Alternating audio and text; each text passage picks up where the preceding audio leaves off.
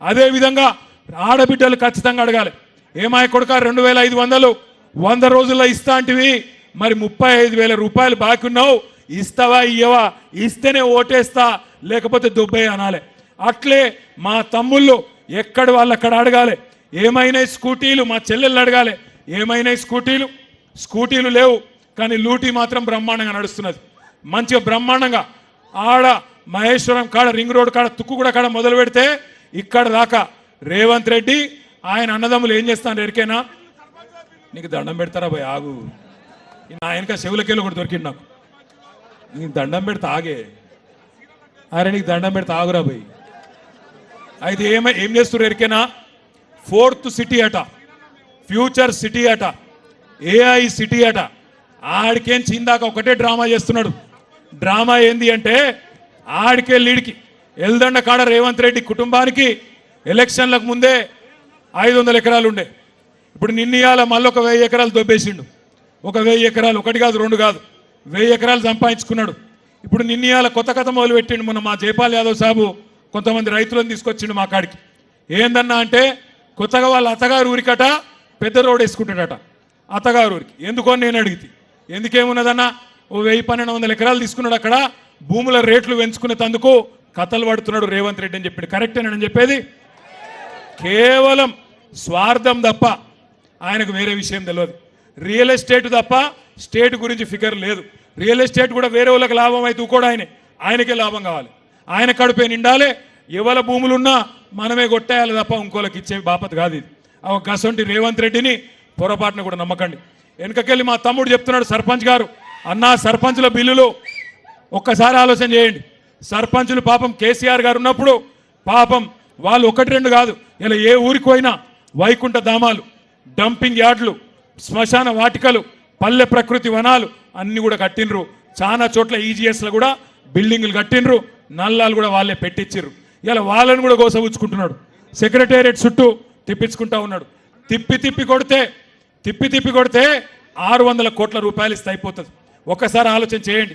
వాళ్ళకు పైసలు ఇయ్యాడు. పాడి రైతులు ఎవరైతే పాల రైతులు ఉంటారో వాళ్ళకు కూడా ఇప్పటి వరకు పైసలు లేవు. కానీ మాటలు మాత్రం కోటలు దాటుతాయి. రేవంత్ రెడ్డి గారు ఏం చెప్పిండు ఆ రోజు యాద్ చేసుకోండి ఒకసారి. మొదటి సంతకం అన్నాడు రుణమాఫీ. ఏమైందయ్యా అని అడిగితే ఏం చేసిండు తెలుసా? ఒక్కసారికి రుణమాఫీ కథ చెప్పి నేను బంద్ చేస్తా. వెనకటికి రేవంత్ రెడ్డి అసంటోడు ఒకడు ఉండే.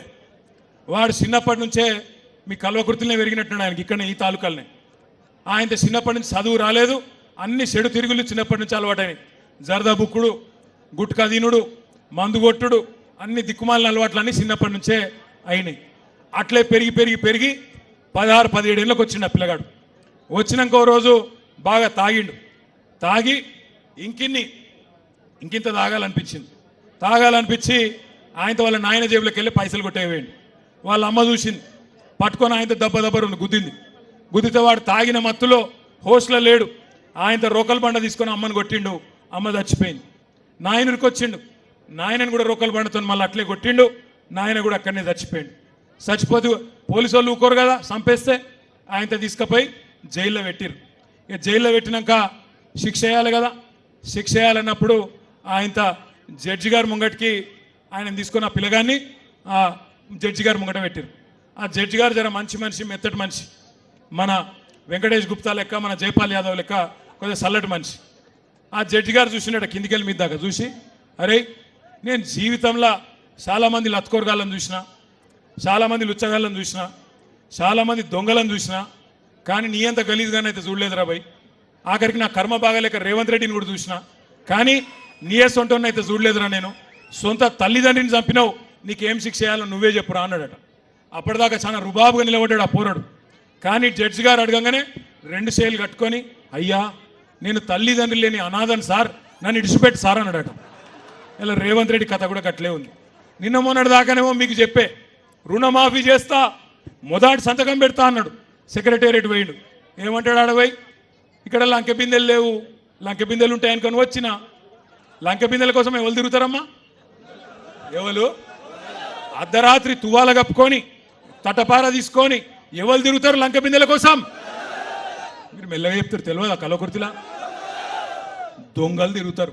ఒక దొంగ మాటలు చెప్పి రైతులను మోసం చేసి ఆడోళ్ళను మోసం చేసి పిల్లల్ని మోసం చేసి అన్ని వర్గాలను మోసం చేసిన రేవంత్ రెడ్డికి బుద్ధి చెప్పే కార్యక్రమం ఆయన అత్తగారి ఊరు నుంచే, ఆయన అత్తగారి నియోజకవర్గం నుంచే, ఆయన సొంత తాలూకా నుంచే, కల్వకుర్తి నుంచే ప్రారంభం కావాలి.